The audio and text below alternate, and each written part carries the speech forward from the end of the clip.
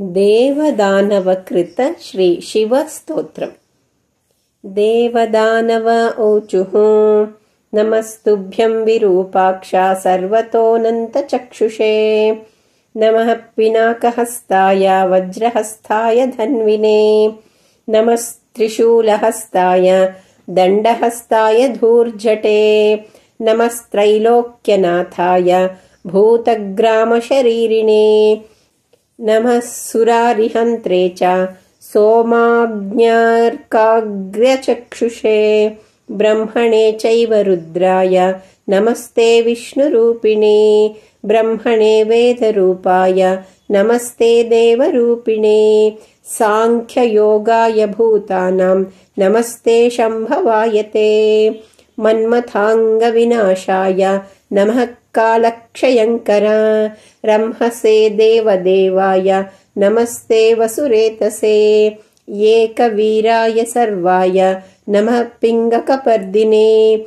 उमाभद्रे नमस्तुभ्यं यज्ञत्रिपुरघातिने। शुद्धबोधप्रबुद्धाय मुक्तकैवल्यरूपिणे। लोकत्रयविधात्रे च वरुणेन्द्राग्निरूपिणे। ऋग्यजुस्सामवेदाय पुरुषायेश्वराय च। अग्राय चैव चोग्राय विप्राय श्रुतिचक्षुषे। रजसे चैव सत्त्वाय तमसे स्तिमितात्मने। अनित्यनित्यभासाय नमो नित्यचरात्मने। व्यक्ताय चैवाव्यक्ताय व्यक्ताव्यक्तात्मने नमः। भक्तानामार्तिनाशाय प्रियनारायणाय च। उमाप्रियाय शर्वाय नन्दिवक्त्राञ्चिताय वै। ऋतुमन्वन्तकल्पाय पक्षमासादिनात्मने। नानारूपाय मुण्डाय वरूथापृथुदण्डिने। नमः कपालहस्ताय दिग्वासाय शिखण्डिने। धन्विने रथिने चैव यतये ब्रह्मचारिणे। इत्येवमादिचरितैः स्तुतं तुभ्यं नमो नमः।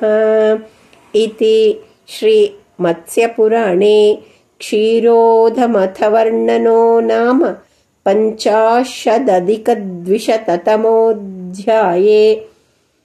देवदानवकृत शिवस्तोत्रम्। ध्यानम्। वामाङ्कन्यस्तवामेतरकरकमलायास्तथा वामहस्त।